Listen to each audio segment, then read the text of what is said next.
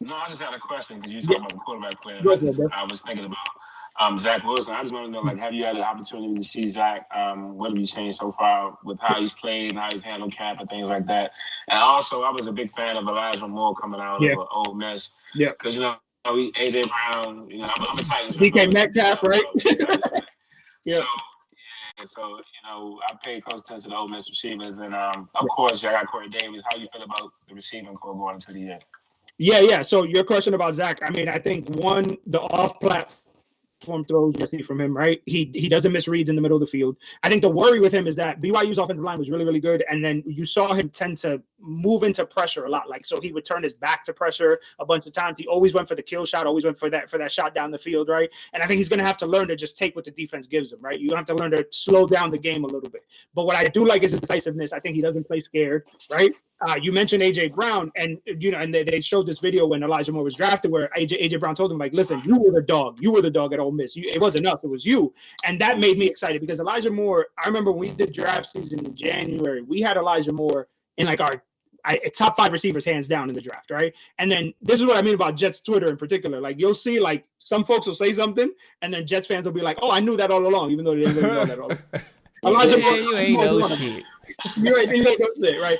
So Elijah Moore is that guy for Jets fans now because they're like, "Oh, I always knew it." And I'm like, "Oh yeah," and then they're like, "Yeah, no, I saw him a ton at Ole Miss." I'm like, "No, you didn't. Stop lying." But so I think Zach has the receivers. He's got receivers that are good with the ball in their hands. He's got receivers that are good in yak situations, right? Because that's what you want to do. You want to take 3 steps, let the ball go, let your receivers do work, right? When you look at a team like the Titans, right?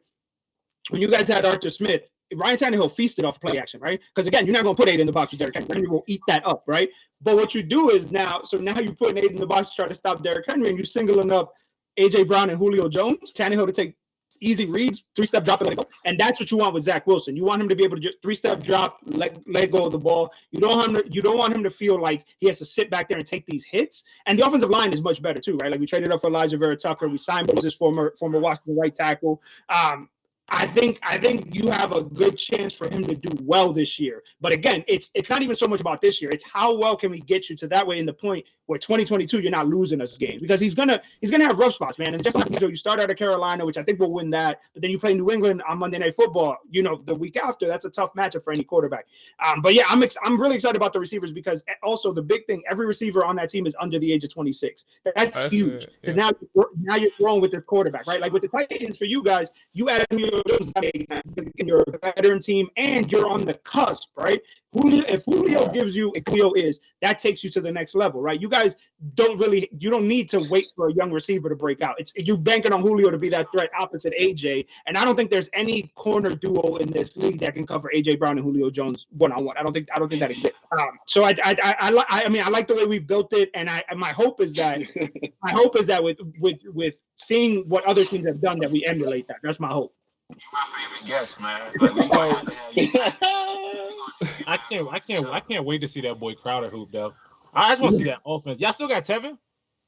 Yeah, we got Tevin. Yeah, we got Tevin. Who you think gonna be starting running back for the Jets?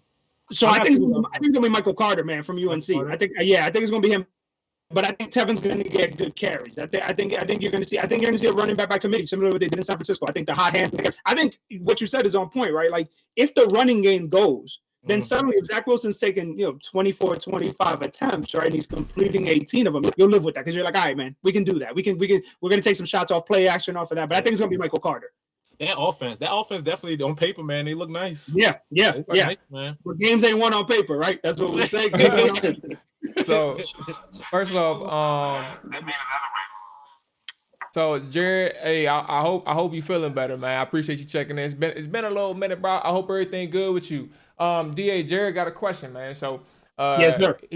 I'll just read it verbatim. He said New York is a huge market where the fans are very critical. Do you see that as extra pressure on a young quarterback, or does Wilson look like a quarterback that can make that pressure work for him?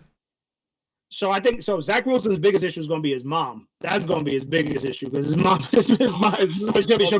Elaborate more. Yeah. I got you. Yeah. So his mom is you know what I'm saying? Like, you're talking about like an anti-vaxxer, like she's out there, right? And she's on Instagram Live all the time talking crazy. All the time talking crazy. So I think that's the bigger issue, That's right? gonna be interesting. That's the bigger issue, right? Because New York is going to make a story out of everything. So if you step out, they're going to air your mom out. But they caught his mom on Instagram the other day, like about 2 weeks ago, and you hear Zach telling her, like, yo, I'll pay you to shut down your Instagram. Like, I will give you money to shut this down. So I think Zach gets it. But again, struggling in BYU in the middle of nowhere, in the middle of Provo, is very different than struggling versus the Bills, you know what I'm saying, on a Thursday night football game when you're like, say, 5-2 and trying to catch them for the division lead, right? Like, this is not college, and he's going to have to show that he's mentally tough for that. And we're talking about a kid who, he comes from old money, right? His uncle owns JetBlue, right? Like, realistically, the struggle, I didn't know that.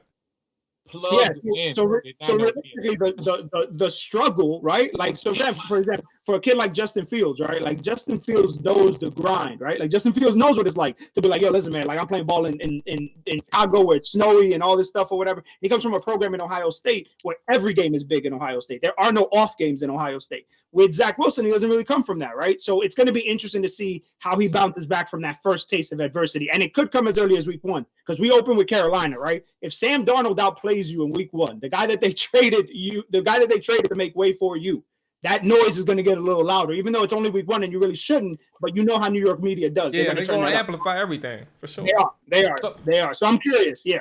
So how did he perform at OTAs and minicamp? Like, what was the narrative, or I guess the reports and opinions coming out just out of that period? Because that was the first look that anybody got to see against him as a professional quarterback. So what was the word behind him on OTAs and minicamp? Yeah, so we had DJ Bienemy, who's the beat writer for the Daily News. He came on one of our podcasts, Badlands, and he shared that the biggest thing was his connection with Elijah Moore was the one guy that, again, was cooking DBs every day, right? And he was and he was finding them, and he was finding them. That was the key, right? He also looked poised, right? Kept his eyes down, didn't seem skittish, right? Which is kind of what you want to see when they start hitting for real. Like, all right, man, like, what's gonna happen when Quentin Williams is chasing you down? Like, are you gonna, lower your eyes or whatever and get smacked? And he wasn't doing that, And if he threw an interception, he shook it off real quick. So that's what you want to see if that translates as we, return. I think like the 30th is when we return for like actual OTAs. But I think you saw his decisiveness. You saw the deep ball, which he showed a lot of in BYU. But the biggest thing, and I'm telling you, man, I love fantasy football. I'm drafting Elijah Moore somewhere because I think he's going to be the guy that gets a ton of targets in this offense, man. Like, just from the slot and jet sweeps and things like that. And his relationship with Zach already. They went to other games together. They went to steakhouses together. Like, and Elijah Moore's smart. He's like, yo, listen, man, this guy's going to be my quarterback. I'm going to buddy up next to him so he tries to find me or whatever. But he's going to get open consistently enough that Zach's going to find him. So I think that was the big takeaway for them. Hey, man, he got to worry about Crowder, man. That's Crowder special right there. Yeah. Crowder eats from the slot, right? That's my man special. Right. Hey, I'm a huge Crowder fan. I like Damn good receiver. Listen, Elijah Moore's gonna be better than Crowder. No, I'm not debating that at all. All I'm saying is he gonna have to work for them. He gonna have to earn it. But that's what you want, right? Crowder do that. 100%. Crowder do that. He been doing it since he been in the league. This man riding on Elijah Moore for 2 seconds because he went to Ole Miss. You know what I'm saying? Honestly, bro, you'd be surprised how much time I was, bro. Yeah. And also, I will say, man, the college football product, like, for me, man, I enjoy that a little bit more than the NFL. Like, the college football product is dope. Like, I can't get enough of that. I'm looking forward to it. Like, it's just a regular full season, right? EA Sports is bringing back NCAA, so that's dope too. Yeah, so I'm for that. Yeah, so I'm looking forward to that. The only thing, and I love college ball too. The only thing that gets annoying is just trying to keep up with 30 fucking games every single week. It's like, I don't know which one to tune into, so I just fucking channel flip every Saturday. Be like, all right, this game, this is close. All right, this game, this is close. Let me go ahead and tune into this one. And then if I'm betting, I'm just locked in on one game. Yeah. That shit is crazy.